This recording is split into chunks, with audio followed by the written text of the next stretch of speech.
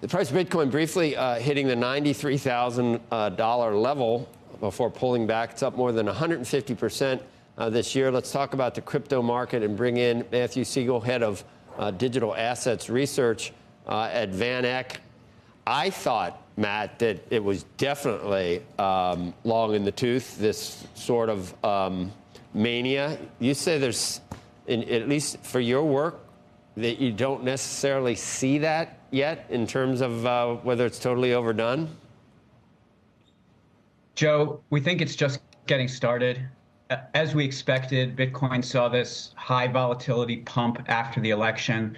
We're now in blue sky territory, no technical resistance, and we think we're likely to make repeated all-time highs over the next 2 quarters.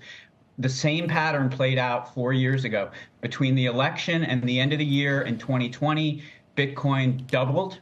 There were about 10% corrections, so it's not going to be a straight line, but we're up 30% so far, and a number of indicators that we track are still flashing green for this rally to continue. This is a state change in terms of government support. Look at this cabinet: the VP, Attorney General, Director of Defense, National Security Advisor, possibly even the Secretary of Treasury being pro-Bitcoin. That's not including Elon and Vivek.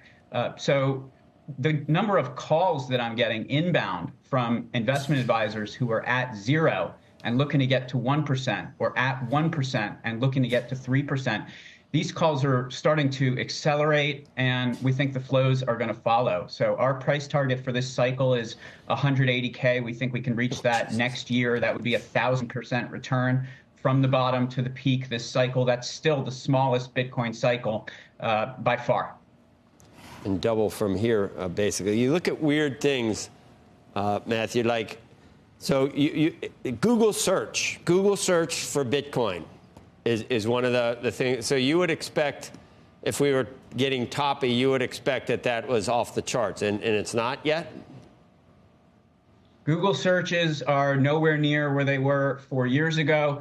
Coinbase's rank in the Apple and Android app stores, nowhere near where it was 4 years ago. Look at the internals of the derivative markets, what it costs for funding to put on Bitcoin futures trades. You know, it's up, but once we get into this price discovery mode, it tends to stay elevated for quite some time.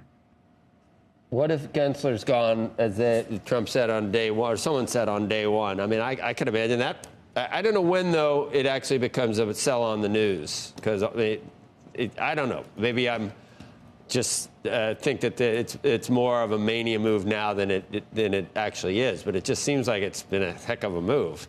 Think it'll move when Gensler's gone, if he's gone? Yeah, I think, you know, maybe the disappointment phase will set in 1 to 2 quarters after the inauguration. Okay. There's really 4 major impacts here. Okay. You know, one is just the positive impact on dynamism when you stop suing people for breaking rules that have never been written down. That's a long way of saying that regulation by enforcement is going to end. We're already seeing the economic impact of that. There are crypto projects that are announcing that they're going to hold conferences in the U.S. for the first time ever, open offices in the U.S. and New York. It's just great for U.S. jobs and GDP, right? We've got the Bitcoin reserve that would legitimize this asset as a reserve asset, pave the way for it to be used as a global settlement currency, as the BRICS countries have been doing.